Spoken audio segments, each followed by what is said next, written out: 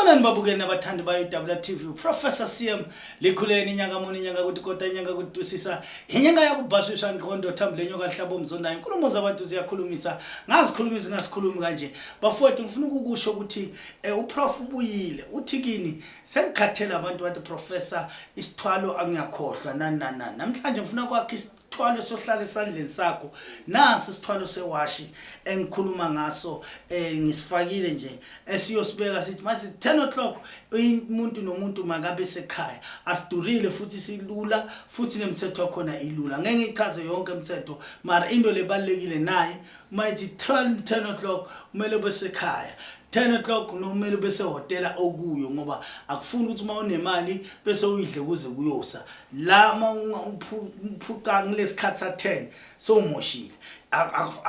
akufi umuntu akwenzeke lutho into lebalekile ukuthi 10 kumele ashaye usendlini ungamoshi nga10 ngoma ushaye mosha nga10 uma consequences wonke abheke bani abheke wena ingakho ufuna ukusho lokuthi kungafi kwabantwana bakho kungafuna kwabantu nesithwalo netlezi sewashi isithwalo sa 2026 esishasha prof azanaso asiyakha siwasho isithwalo sewashi besikhona kuyiwashi yasendlini kodwa nyalo sesahlala phansi ngokubuka tindo nathi no ngathi mangibona le washi ngathi number 1 umuntu ngeke athi prof ngikhohliwe hey u12 angizange abona sihlala sisemnweni wakho isithwalo sering yewashi nithi mina TikTok